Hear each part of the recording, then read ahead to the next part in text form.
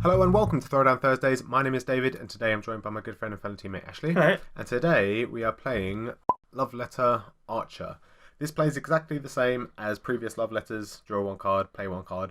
Majority of the cards are the same. Obviously you can see on the right hand side, that's the card list. But the idea behind this game is that you can look at the face down card, which is known as the hidden identity card in this one. So players can interact with it, they can guess. James here has played the 2. He guesses it's a 4, and if he gets it right, then he wins the round, which he did, which is a bit not random. Well, it is random. Yeah, it was the same as a 1, isn't it? Yeah, you exactly. Just call a card, hope for the best. Yeah, exactly. But that makes it a little bit more interesting, doesn't it? The engagement of the hidden identity card. Oh yeah, definitely. What is your favourite part about this particular version? It's just the effects of some of the cards. Like, I think, is it the 6, you make someone discard their hand for the hidden identity card, Yeah. then you replace it instantly. Yeah, so you could look at that card, realise it's an 8, and then give it to them, and then call the 1 on your next turn. Obviously, subject to that actually happening. And the 2, which normally is just look at an opponent's card, you get to look, and it's an alternative way of winning. Yeah. It's actually quite close to Lost Legacy. It is, yeah. Isn't it? Obviously, in Lost Legacy, that card is moving through players' hands, and you're looking for one card. This just says, name that one card, and if you get it right, then you win.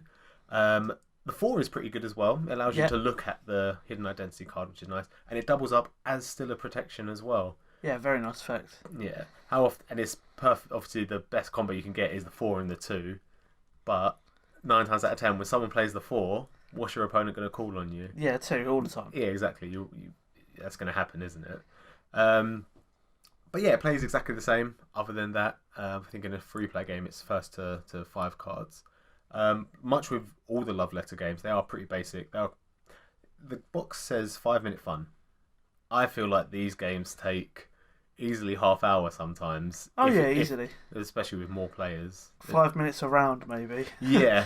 Or sometimes the round can be literally seconds, can't it? Yeah. Exactly.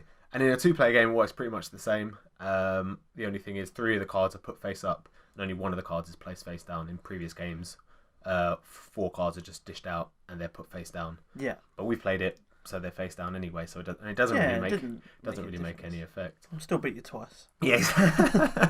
Do you feel like the roles of these cards have changed? Obviously, in previous Love Letters, the 8 is always still horrible. 6, you tend to not play as much, but you don't mind it in this one. Yeah, because you're not swapping hands with someone. No. You're making them swap with the hidden identity card, which is different. Yeah, it kind of doubles up almost as a 5 Pampuvi, which is pretty good. I think also in this game, they actually specify you have to call the name rather than the number, which is the deal with the majority of the other Love Letters. Yeah. But overall, this is actually a really good instalment. I quite enjoy it.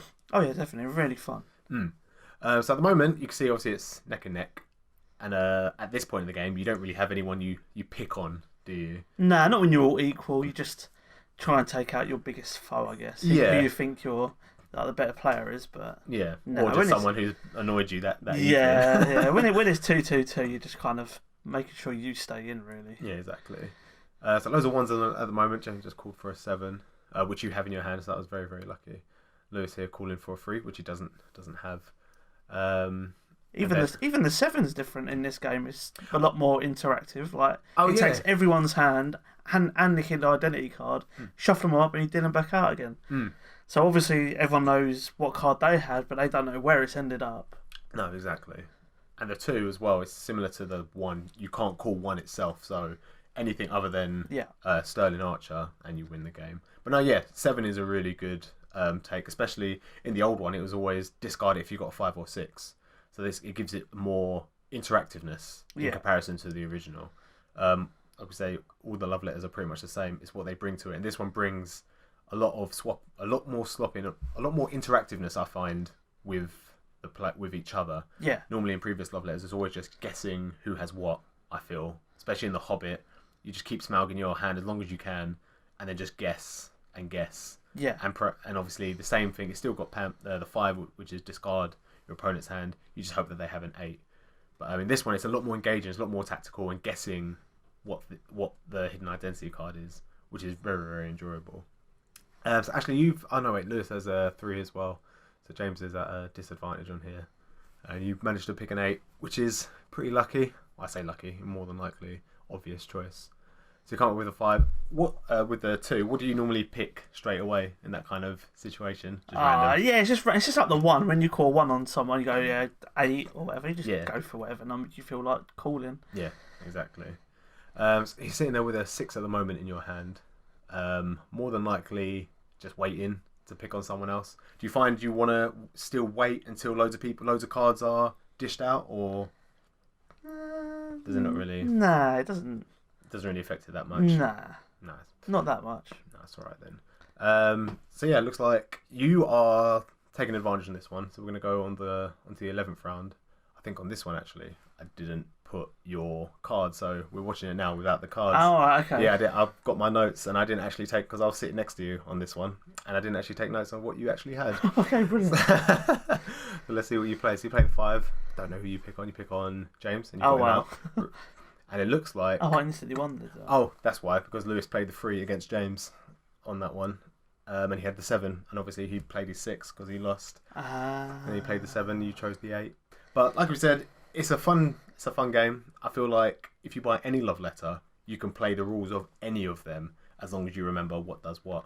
But this is definitely a more enjoyable one in comparison to, say, the original one or the Adventure Time one. Yeah, I would say. And James thoroughly enjoyed the names of the characters. Oh in this yeah, as well. I mean, I've never watched Archer. No, I haven't. But apparently, it's very tongue in cheek. It's kind of similar to, I don't know, James Bond, but like on a more perverted scale. Yeah. But yeah, the text on some of the cards is ridiculous. Definitely got to be of a certain age to buy this game, I would say. Yeah. But that's pretty much it for this video. Hope you guys enjoyed, and we'll see you next time. Goodbye.